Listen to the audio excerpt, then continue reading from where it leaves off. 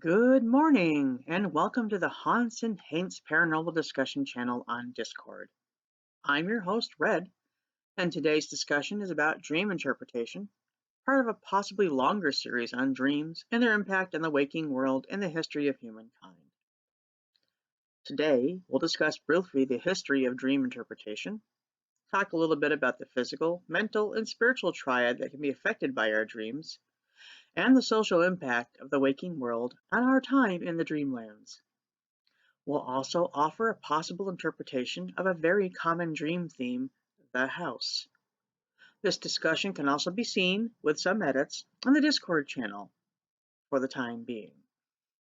I will be creating a blog soon to also host these texts for others to read at their leisure. Before we start, though, I'd like to take this brief moment to thank two very influential people who are no longer with us: Frederick Shug and Lorraine Tabor, two of my teachers in high school. Mr. Shug was our history teacher, but honestly, he was much more than that. It's from him that I get my love for the paranormal and in the esoteric. Quite frequently, he gave me esoteric texts or philosophic texts to read through to occupy my mind and keep me out of trouble, with some measure of success. Mrs. Tabor was our health teacher, and she was influential in teaching us the triangle of health, that our physical, mental, and emotional health should all be given equal time. She later amended it to mental/spiritual health, combining the two. It is through her that I learned the impact of society on that triangle and how it can possibly affect us down the road. I am eternally grateful to my teachers and others for giving me the tools to share the knowledge I've attained through many years of study. Now, let's begin tonight's discussion. What are dreams?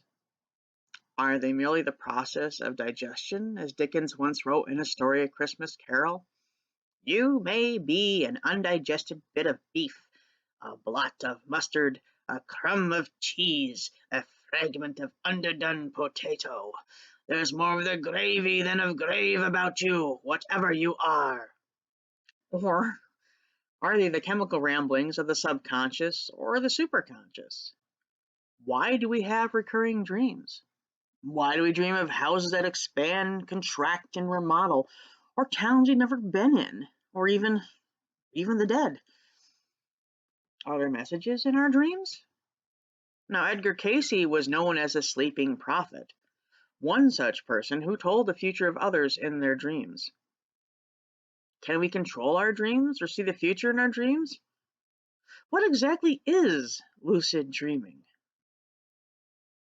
Many books and websites have been written about dreams, even dating back as far as Aristotle.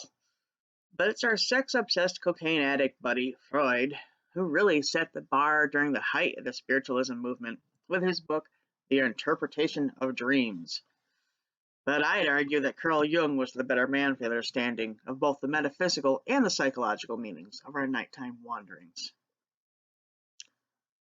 Since then, there's been a plethora of stuff about our dreams, often contradictory in their interpretation of the symbolism. For example, most interpretations of dreams tend to put cats in a bad light, as harbingers of evil and malice and whatnot.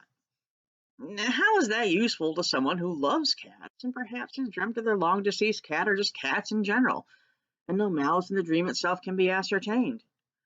Too often, the bias of the author is plainly evident in such books, and therefore the rest of the text should also be looked at with suspicion, or at least some form of cynical scrutiny. The main problem I can see with using older texts or even the web-based interpretation sites is that quite often they're using outdated or even incorrect terms, at least for our era. Things have changed greatly since the 1900s, and that change should be noted, and the interpretations updated.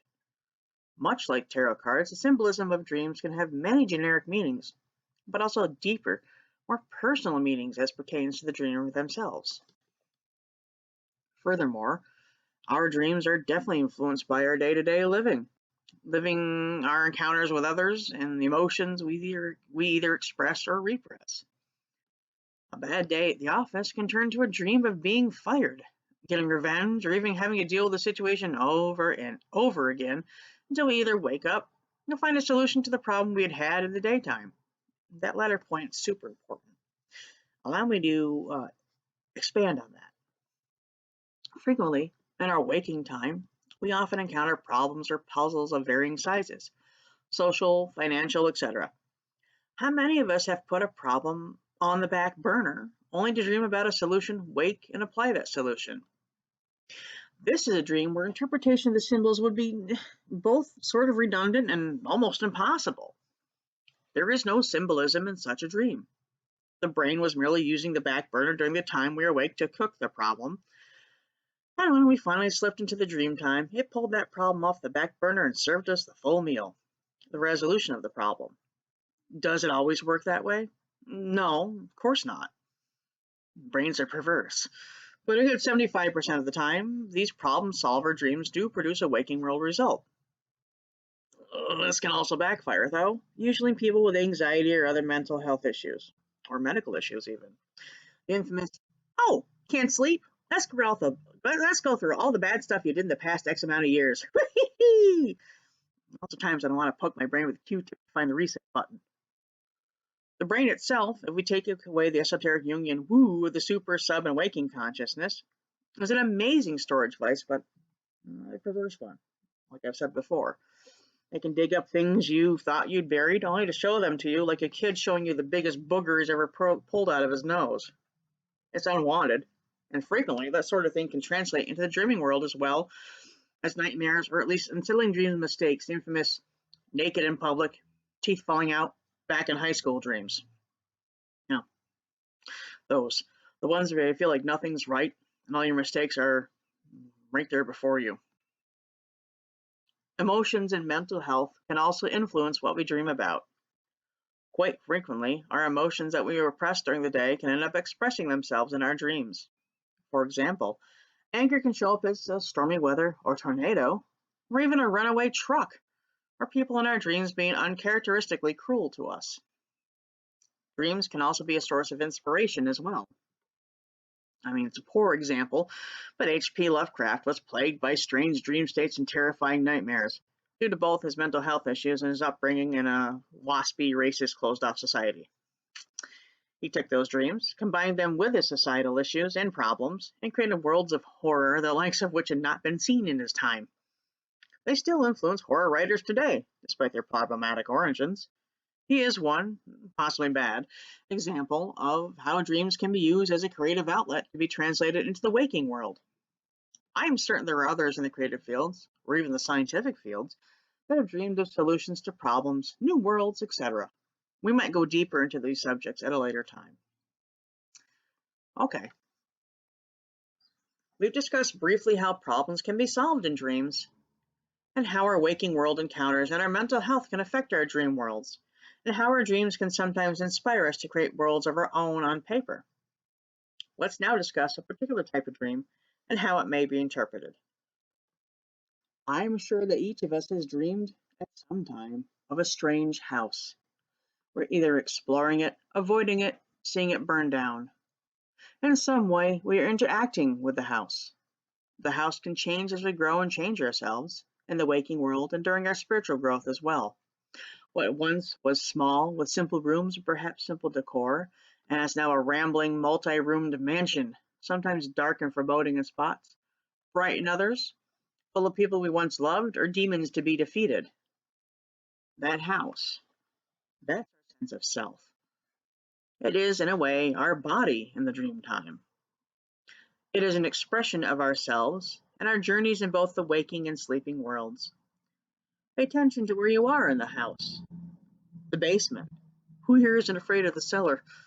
The basement. That would be our base instincts, our fears, our anxieties. Sometimes there are monsters down there.